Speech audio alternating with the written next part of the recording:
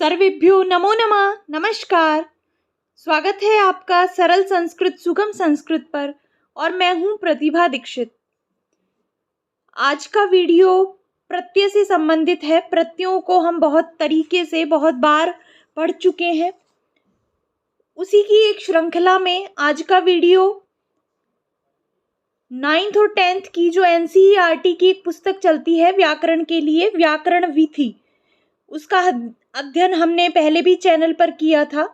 तो उसके 8 अध्याय हम पढ़ चुके हैं। 8वां अध्याय है उसमें प्रत्यय से संबंधित। तो सभी प्रत्ययों को जितने भी उस पुस्तक में दिए गए हैं उन सभी को हमने पढ़ लिया है।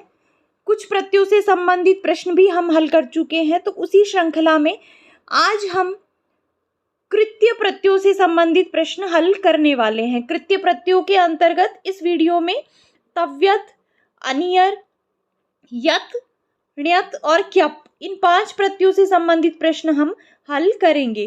देखिए, 9th और 10th के लिए ये जो पुस्तक निर्धारित की गई है NCERT की व्याकरण विधि, इसमें बहुत ही बेसिक रूप से प्रत्ययों को समझाया गया है, आसान भाषा में समझाया गया है और इतने बेसिक कॉन्सेप्ट्स क्लियर किए गए हैं जो हम पढ़ते आते हैं नॉर्मली और बस रट लेते हैं, उन सभी को स्पष्ट किया गया है इस पुस्तक के अंतर्गत। तो हमने प्रत्यय का अध्ययन इस पुस्तक के अध्याय के अनुसार भी किया है। अगर आप वो वीडियोस देखना चाहते हैं तो संस्कृत व्याकरण कक्षा 9th व्याकरण विधि इस नाम से एक प्लेलिस्ट है। आप उस प्लेलिस्ट से प्रत्यय से संबंधित या पहले के जितने भी अध्याय हैं उनसे संबंधित वीडियोस देख सकते हैं। ये व्याकरण की पुस्तक है तो सभी प्रतियोगी परीक्षाओं में भी ये चलती है, तो आपके लिए भी ये बहुत ही उपयोगी है। इस वीडियो में जिन प्रत्ययों की हम बात कर रहे हैं, जिनसे संबंधित प्रश्न हम हल करेंगे, थोड़ा सा उनके बारे में एक बार जान लेते हैं। तव्यत, अनियर, तव्य, केलिमर, यत, ण्यत और क्यप, ये जो प्रत्यय हैं ये कृत्य प्रत्यय कहलाते हैं और कृत्य प्रत्यय कर्मवाच्य में होते हैं, कर्म में होते हैं, कर्म और भाव अर्थ में होते हैं। इसी कारण इन प्रत्ययों से संबंधित जो भी वाक्य आपको मिलेंगे वो कर्मवाच्य मिलेंगे या भाववाच्य मिलेंगे। तो कर्मवाच्य के अंतर्गत क्या होगा, कर्ता हमेशा तृतीया में होगा और कर्म प्रथमांत होगा। कर्म के अंत में प्रथमा विभक्ति होगी क्योंकि कर्मवाच्य में कर्म उक्त होता है और क्रिया हमेशा कर्म के अनुसार ही होती है। तो इन 5 प्रत्ययों का प्रयोग करते समय हमको ये याद रखना है कि जब हम शब्द बनाएं इन प्रत्ययों को धातु के साथ मिलाकर, तो हमको इस बात का ध्यान रखना है कि हम लिंग, विभक्ति और वचन वो कर्म के अनुसार रखेंगे, कर्ता के अनुसार नहीं रखेंगे। तो आइए प्रश्न हल करते हैं। पहला प्रश्न है, कोष्ठ के दत्तान प्रकृति प्रत्यान संयुज्य रिक्त स्थानानि पूरयत। यहाँ पर बहुत आसान है, प्रकृति और प्रत्यय दिए गए हैं तो उनको जोड़कर हमें पदों का निर्माण करना है। बस यहाँ पर हमको केवल एक बात ध्यान रखनी है कि जो भी कर्म यहाँ पर दिया गया है उस कर्म के अनुसार हमें प्रत्यय बनाना है। तो पहला जो वाक्य है, रामस्य चरित्रम सर्वै, खाली स्थान अनु, क्री और अनियर। तो अनुपूर्वक क्री धातु से जब अनियर प्रत्यय होता है तो पद बनता है अनुकरणीयम। अब यहाँ पर ये जो कर्म है, क्योंकि सर्वै तो क्या है, राम का चरित्र सभी के द्वारा अनुकरणीय है, ये अर्थ है इस वाक्य का। तो यहाँ पर ये जो कर्ता है सर्वै, ये तृतीया विभक्ति में है, तृतीयांत है और जो कर्म है क्या है, कर्म राम का चरित्र। तो चरित्र जो पद है ये प्रथमांत है और नपुंसक लिंग है, तो इसके अनुसार जब हम अनु, क्री और अनियर मिलाएंगे तो यहाँ पर पद बन जाएगा अनुकरणीयम। रामस्य चरित्रम सर्वै अनुकरणीयम, तो यहाँ पर सही पद हो जाएगा अनुकरणीयम।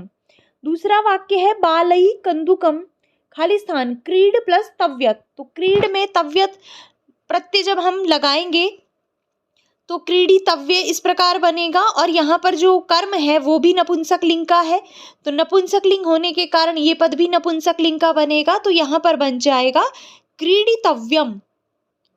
इस तरीके से बालई कंदुकम क्रीडितव्यम, बालकों को कंदुक से खेलना चाहिए। तीसरा है, अस्माभि गुरुपदेशः, खाली स्थान श्रु प्लस तव्यत। तो यहाँ पर गुरुपदेशः ये जो पद है कर्म ये किसका पद है? ये पुल्लिंग का पद है। तो इसके अनुसार जब हम यहाँ पर बनाएंगे श्रु प्लस तव्यत करके तो पद बन जाएगा श्रोतव्यः। अस्माभिः गुरूपदेशः श्रोतव्यः। हमें गुरु का उपदेश सुनना चाहिए। अब देखिए तव्यत और अन्यर जो प्रत्यय है ये चाहिए और योग्य अर्थों में धातु के साथ जुड़ते हैं, ये आपने हमेशा पढ़ा होगा। जब हमने प्रत्यय से संबंधित अध्याय में तव्यत और अन्यर का अध्ययन किया था तो वहाँ पर मैंने एक बात स्पष्ट कर दी थी कि कहाँ तव्यत और अन्यर योग्य अर्थ में होते हैं और कहाँ पर ये चाहिए अर्थ में होते हैं। यहाँ पर भी हम एक बार जल्दी से इनके विषय में बात कर लेते हैं। आपने हमेशा पढ़ा है कि चाहिए और योग्य अर्थ में तव्यत और अन्यर होते हैं। तो जहाँ पर भी तव्यत प्रत्यय से बना हुआ शब्द क्रिया के रूप में प्रयुक्त हो वहाँ पर तो इनका अर्थ हो जाता है चाहिए। जैसे कि यहाँ पर क्रिया के रूप में ये प्रयुक्त हो रहे हैं श्रोतव्यः, क्रीडितव्यम, अनुकरणीयम, तो ये हो जाएगा चाहिए अर्थ में। और अगर इन तव्यत और अन्यर प्रत्यय से बने हुए शब्दों का प्रयोग विशेषण के रूप में किया जाता है तो विशेष्य के अनुसार इनका लिंग विभक्ति और वचन होता है। अगर विशेषण के रूप में इनका प्रयोग किया जाता है तव्यत और अन्यर से बने हुए शब्दों का तो विशेष्य जो है जिसकी विशेषता ये बताएगा पद, उसके अनुसार इसका लिंग विभक्ति और वचन होगा। और दूसरी बात यहाँ पर ये योग्य अर्थ देगा।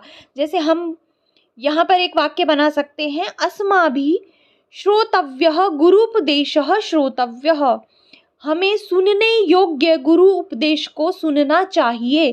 तो अगर पहले हम इसके श्रोतव्यः लगा देते हैं तो ये हो जाता है विशेषण के रूप में जो कि गुरु उपदेश की विशेषता बता रहा है। और दूसरी बार अगर हम श्रोतव्यः लिखेंगे तो वो हो जाएगा क्रिया के रूप में। तो यहाँ पर तो ये अर्थ देगा सुनने योग्य और यहाँ पर अर्थ देगा सुनना चाहिए। तो वाक्य हो जाएगा अस्माभिः श्रोतव्यः गुरु उपदेशः श्रोतव्यः। हमें सुनने योग्य गुरु उपदेश को सुनना चाहिए। तो आप समझ गए कि कहाँ पर ये चाहिए अर्थ देते हैं और कहाँ पर देते हैं योग्य अर्थ। अब चलते हैं अगले प्रश्न की तरफ। चौथा प्रश्न है मया नौका आरूह अन्यर। तो आपूर्वक रूह धातु से अन्यर प्रत्यय करने से स्त्रीलिंग का पद हमें बनाना है क्योंकि यहाँ पर ये जो कर्म है नौका ये स्त्रीलिंग का पद है। तो स्त्रीलिंग का पद बन जाएगा आरोढ़व्या। रूह धातु में जब तव्यत और अन्यर लगाते हैं तो इसमें परिवर्तन होकर रोढ़ुम इस प्रकार के पद बन जाते हैं। तो यहाँ पर पद बन जाएगा आरोढ़व्या। मया नौका आरोढ़व्या, मुझे नौका की सवारी करनी चाहिए। पांचवा प्रश्न है कह अत्र आगत्य लिख और तव्यत लेखम लेखिष्यति। तो यहाँ पर क्या है कर्म? यहाँ पर कर्म है लेखम। तो इसके अनुसार जो पद बनेगा वो बनेगा नपुंसक लिंग का। तो लिख धातु में जब तव्यत प्रत्यय लगाएंगे और नपुंसक लिंग का पद बनाएंगे तो यहाँ पर बन जाएगा लेखितव्यम। और देखिए यहाँ पर जो ये लेखितव्यम है ये विशेषण के रूप में प्रयुक्त हुआ है तो यहाँ पर ये योग्य अर्थ देगा। यहाँ पर हो जाएगा कह अत्र आगत्य लेखितव्यम लेखम लेखिष्यति। कौन यहाँ आकर लिखने योग्य लेख को लिखेगा, इस प्रकार से। दूसरा प्रश्न है क्री कर्तव्यम करणीयम इति उदाहरणम अनुसृत्य अधोलिखितै धातुभिः द्वे द्वे पदे रचयत। क्री धातु से तव्यत और अन्यर करने से कर्तव्यम और करणीयम इस प्रकार के पद बनते हैं। तो उसी के अनुसार हमें और भी धातुओं से पद बनाने हैं। तो पहली धातु है गम धातु। गम धातु में जब तव्यत प्रत्यय करेंगे तो पद बन जाएगा गंतव्यम। ये न है गंतव्यम, इस प्रकार का पद बनेगा। और अन्यर जब करेंगे तो पद बनेगा गमनीयम, इस तरीके से। स्मृति से तव्यत प्रत्यय करके पद बनेगा स्मर्तव्यम और अन्यर करके बनेगा स्मरणीयम, इस प्रकार से। नी धातु से तव्यत प्रत्यय करके पद बनेगा नेतव्यम और अन्यर होकर पद बनेगा नयनीयम, इस तरीके से। दृश्य धातु से तव्यत करके पद बनेगा दृष्टव्यम और अन्यर करके क्या पद बनेगा? अन्यर करके पद बनेगा दर्शनीयम, इस तरीके से। और पांचवी धातु है दा धातु। तो दा धातु में तव्यत करके पद बनेगा दातव्यम और अनियर करके पद बनेगा दानियम। तो इस तरीके से आप धातुओं के साथ प्रत्यय लगाकर पद बना सकते हैं। अगला प्रश्न है स्तंभौ यथोचितम योजयत। दो स्तंभ दिए गए हैं तो जो यथोचित है उसको मिलाना है, इनका मिलान करना है। तो पहला है दुग्धम। तो दुग्धम में दुग्ध क्या करना चाहिए आप खुद भी सोच सकते हैं, दूध पीना चाहिए। तो पीने के अर्थ वाली पा धातु होती है और ये नपुंसक लिंग में है, ये भी नपुंसक लिंग में है, तो इसके साथ ये मिलेगा दुग्धम पातव्यम। दूसरा है पुस्तकानी। तो पुस्तकानी जो पद है वो नपुंसक लिंग बहुवचन का पद है, तो हमें यहाँ पर नपुंसक लिंग बहुवचन का पद देखना है पठितव्यानि। तो यहाँ पर हो जाएगा पुस्तकानी पठितव्यानि। अब है ईश्वरः। ईश्वर को क्या करना चाहिए, तो ईश्वर जो पद है वो पुल्लिंग का प्रथमा विभक्ति एक वचन का पद है, तो यहाँ पर हमको प्रथमा विभक्ति एक वचन का पद देखना है, वो है स्मरणीयः। तो यहाँ पर हो जाएगा ईश्वरः स्मरणीयः। अगला है नौका। नौका स्त्रीलिंग प्रथमा विभक्ति एक वचन का पद है, तो हमें यहाँ पर स्त्रीलिंग का प्रथमा विभक्ति एक वचन का पद देखना है। और नौका को क्या करते हैं, आरूढ़ करते हैं, सवारी करते हैं नौका की, तो यहाँ पर हो जाएगा नौका आरोहणीय। अगला है वृक्षा। वृक्षा प्रथमा विभक्ति बहुवचन पुल्लिंग का पद है, तो प्रथमा विभक्ति बहुवचन और पुल्लिंग में यहाँ पर हम पद देखेंगे तो हो जाएगा रक्षणीयः। वृक्षः रक्षणीयः। अगला है कथा। कथा स्त्रीलिंग का पद है, प्रथमा विभक्ति एक वचन, तो कथा क्या करनी चाहिए, कथा सुननी चाहिए। प्रथमा विभक्ति एक वचन में हो जाएगा यहाँ पर श्रवणीय। ग्रंथा जो पद है ये पुल्लिंग प्रथमा विभक्ति बहुवचन का पद है, तो हमें प्रथमा विभक्ति बहुवचन का पद ही यहाँ पर ढूंढना है, तो ये हो जाएगा ग्रंथः अध्येतव्यः और लेखः लेखितव्या। तो इस प्रकार से आप विभक्ति वचन इस तरह से देखकर या अर्थ समझकर आप इनका मिलान आराम से कर सकते हैं। चलते हैं अगले प्रश्न की तरफ। चौथा प्रश्न है यथास्थानम प्रकृति प्रत्यय योगम विभागम वा कुरुत।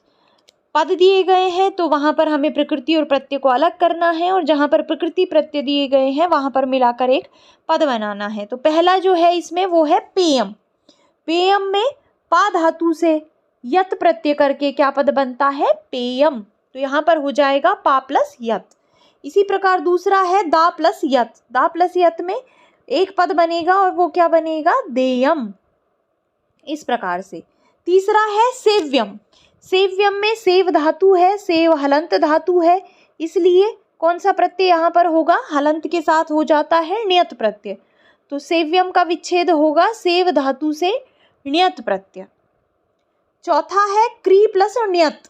तो क्री धातु से जब ण्यत प्रत्यय लगेगा तो यहाँ पर पद बन जाएगा कार्यम, क्योंकि ण्यत प्रत्यय लगने से वृद्धि कार्य होता है, और क्री में जो री है इसके स्थान पर वृद्धि आर होकर यहाँ पर कार्यम पद बनता है। पांचवा है कर्तव्यः।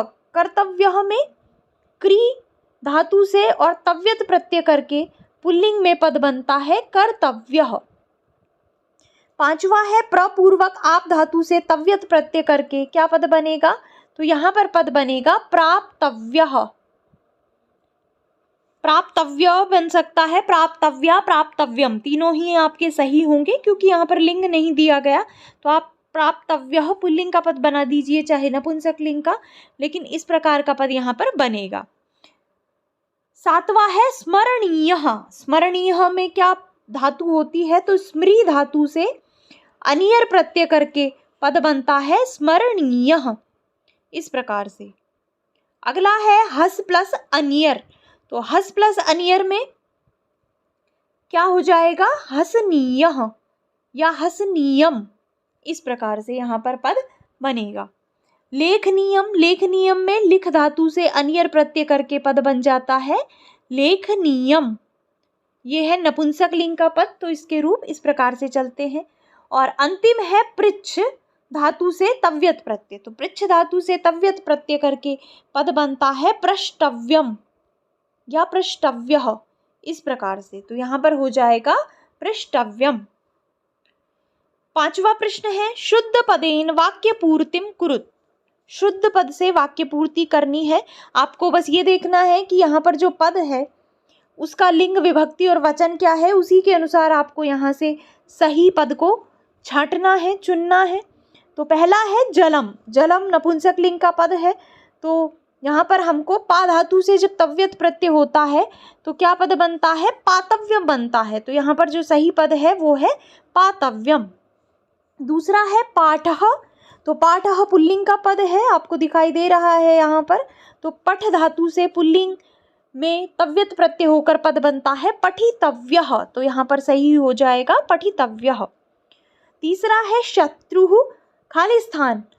जी धातु से जब तव्यत प्रत्यय लगता है तो क्या पद बनता है, जेतव्यः। तो यहाँ पर हो जाएगा शत्रुः जेतव्यः।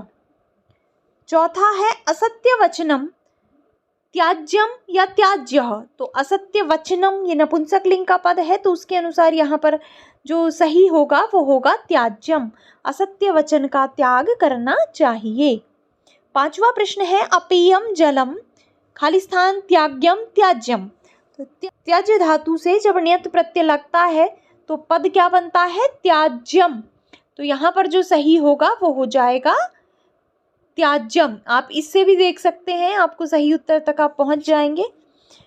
और जो छठा और अंतिम प्रश्न है वो है धनम खाली स्थान लभ्यम लभियम। लभ धातु से कौन सा प्रत्यय होता है, लभ धातु से यत प्रत्यय होता है। हालांकि ये हलंत धातु है, लेकिन एक स्पेशल विधान है जो ये कहता है कि ऐसी धातु जिसके अंत में पवर्ग हो, पवर्ग का तात्पर्य है प फ ब भ म, ऐसी धातुएं जिनके अंत में ये 5 वर्ण हैं और जिसकी उपधा में अ है। उपधा का तात्पर्य सेकंड लास्ट अल्फाबेट जिसका अ है उस धातु के साथ ण्यत प्रत्यय ना होकर यत प्रत्यय होता है। तो लभ धातु में अंत में भ है, पवर्ग का वर्ण है, और भ से पूर्व ल में अ है। तो इसमें ण्यत ना होकर यत प्रत्यय होता है, और लब से जब यत प्रत्यय होता है तो पद बनता है लभ्यम। तो यहाँ पर हो जाएगा धनम लभ्यम। इस प्रकार से तो बहुत ही आसान और सरल से ये प्रश्न आपके लिए दिए गए हैं। आप जितनी ज़्यादा प्रैक्टिस करेंगे उतना अच्छे से समझ पाएंगे, उतना आपका परीक्षा में प्रश्न सही करने की संभावनाएं बढ़ जाएंगी। तो इसीलिए जो भी वीडियोस अपलोड होते हैं, या आपके पास कोई ऐसी पुस्तक है या प्रैक्टिस पेपर आप ले सकते हैं, जितनी ज़्यादा प्रैक्टिस आप कर सकते हैं उतनी ज़्यादा प्रैक्टिस कीजिए, स्पेशली प्रत्यय से संबंधित, क्योंकि बार बार प्रैक्टिस करने से आपकी स्मृति में बातें अच्छे से बैठ जाएंगी, आप बिल्कुल भी नहीं भूलेंगे। तो आशा है ये वीडियो आपको पसंद आया होगा। और भी प्रत्यय के अभ्यास से संबंधित वीडियोस आगे हम लेकर आएंगे। इसके अतिरिक्त जो NCERT की पुस्तक है उसके बचे हुए अध्याय हैं वो भी हम आगे चैनल पर लेकर आने वाले हैं। तो अगर आपने पहले के वीडियोस नहीं देखे हैं तो आप संबंधित प्लेलिस्ट से देख सकते हैं।